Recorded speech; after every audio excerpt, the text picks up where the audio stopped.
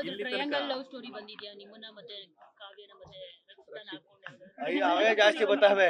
ಹೌದಾ? ಅದ್ಕೆ ಇಲ್ಲ ಒಪ್ಕೊಂತೀರಾ ಹೇಗೆ ಅಂತ? ಅದೇ ನೋಡ್ಬೇಕಲ್ಲ ಮೇಡಮ್. ಈಗ ಅವರು ನಮ್ದು ಅದ್ ಏನು ಎತ್ತ ಅಂತ ನೋಡಿ ಒಪ್ಕೋಬೇಕಲ್ಲ.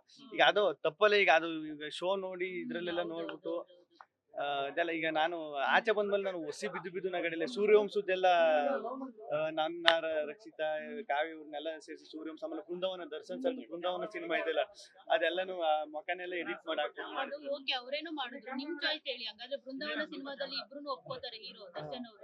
ಸೊ ನೀವು ಇಬ್ರು ಒಪ್ಕೊಂತೀರಾ ಇಲ್ಲಿರೋ ಏನ್ ಯಾರಾದ್ರೂ ಕಿಬ್ರು? ಒಬ್ರನ್ನ ಸೆಲೆಕ್ಟ್ ಮಾಡ್ತೀರಾ ಅಂತ? ಏನ್ ಕಿಬ್ಬರ್ನು ಒಪ್ಕಲಿ ನನಗೆ ಗೊತ್ತಾಯ್ತಲ್ಲ ನೀವ್ ಏನ್ ಹೇಳ್ತಿದೀರ. ಯಾರ ಯಾರ ಜೊತೆ ಅಲ್ಲ ಈಗ ನಿಮ್ ಜೊತೆನೂ ಮಾತಾಡಿದೀನಿ ಸುಮಾರು ಸತಿ. ನೀವು ಎಷ್ಟ್ ಸಲ ಫೋನ್ ಮಾಡಿದೀರ ನನ್ಗೆ? ನಾನ್ ಮಾಡಿದೀನಿ.